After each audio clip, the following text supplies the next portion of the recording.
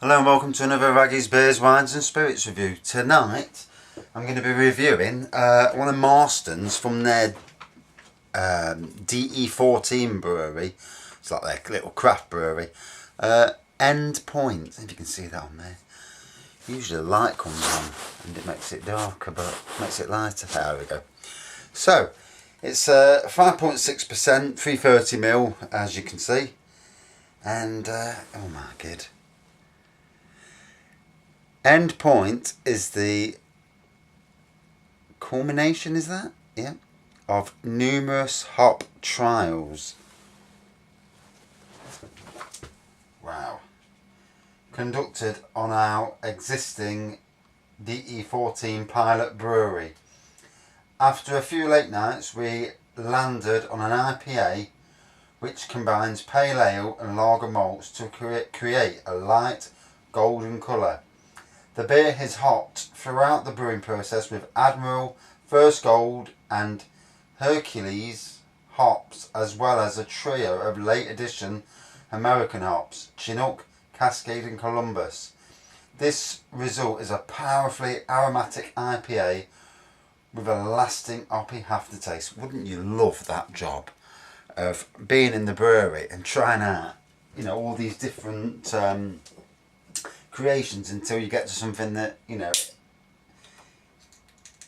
is good for the mainstream.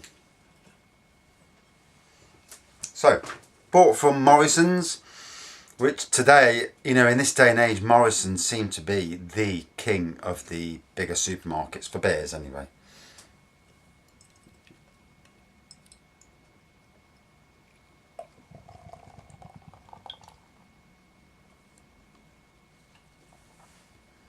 So, pours a nice light gold. It depends on the light, you know, because the light in here at the moment. They take it away from that light. So yeah, golden colour, white head. Quite a bit of hop in the smell, you know, in the aroma. Obviously, I can't pinpoint that sure which hops, you know, I mean, you'd be a miracle work if you could.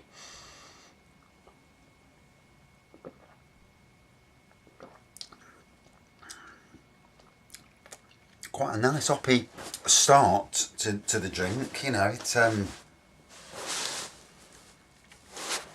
much of an aftertaste, but that may be because, you know, it's the initial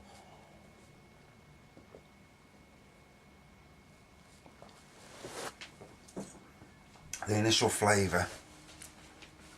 Like an idiot, I've used all my internet on my phone, so yeah, and I can't get any out here. I need to sort out an adapter for this beer room. So this beer room, if you've watched these videos before, it's a 16x10 shed at the bottom of my garden, what I converted, put a better roof on, sealed it with this aluminium sheeting, then plasterboard it, put electrics in, and you know, it's not as insulated as it could be. But it's not bad, you know, for what it is. And got all my games in there, TV, obviously all the beers in the background, and even a cot. That's going to be going at some stage, hopefully. But yeah, and that's what the beer room is. Hopefully I'm going to get it decorated this year as well. Might even, I've got a little light, and I'm going to put that on the ceiling upside down, somehow screwing it up into place with a little bracket and having it as a disco room at some stage. But as it's not near the house, I don't care about the music because it's not, you know, not going to upset the neighbours at that end anyway.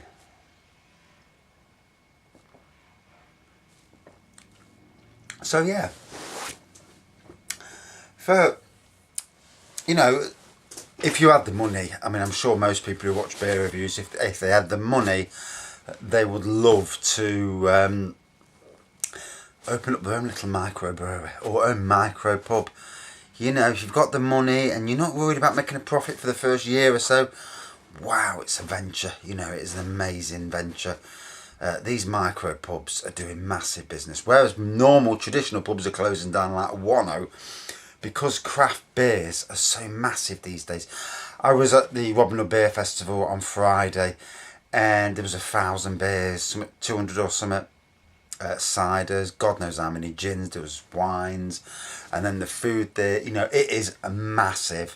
And the age range, you know, goes from 19-year-olds up to, you know, 70-year-olds. You know, craft beer is massive in Britain, you know, especially in Britain. I'm not sure about the rest of the world. There's little pockets here and there, but in Britain it is massive. No wonder we're all getting pot bellies.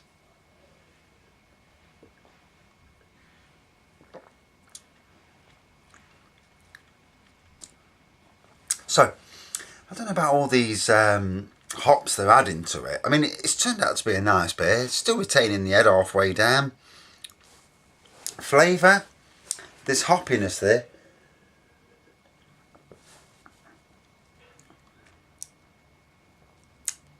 It's a bit citrusy, without being overly strong in any you know, in any flavour. You know, you definitely can taste the hops. To me, perfect little summer drink. It's not overly abundant in any flavours. It's just a nice light IPA / lager, if that's what it's supposed to be.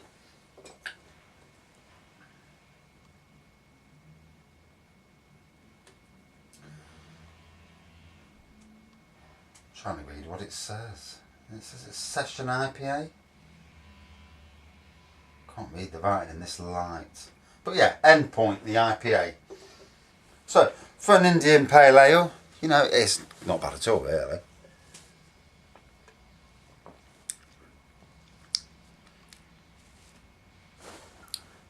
A little bit of tangerine orange coming through, but taste-wise, I can't pinpoint what flavours are in it. Unless I drink too much and...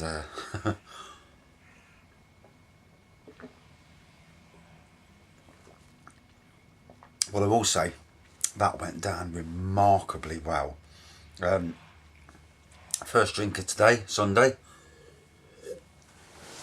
Before the madness of going back to work. But yeah, this DE14 brewery, their pilot brewery, definitely have done well. So, out of 5, I wouldn't say it's an outstanding beer, but it's definitely a nice beer. I'll give it about a 4.2 out of 5. I thought it was good, without being totally outstanding. 5.6%. I wouldn't have thought that it was that strong, really. It tasted more like a 4.5% to me. But yeah, quite nice and good design. And I reckon they're the ones doing a lot of that Lidl's craft beers as well, because it's amazing how similar the cans look. And the orange, one's doing an orange pale, the other one's doing an orange pale ale. It's remarkably interesting, you know. Thanks for watching this rather shorter review. I'm dead without my phone, because obviously I can look at other people's reviews, but can't do it. So, you know, I have to blab on about something else. Thanks for watching. See you soon.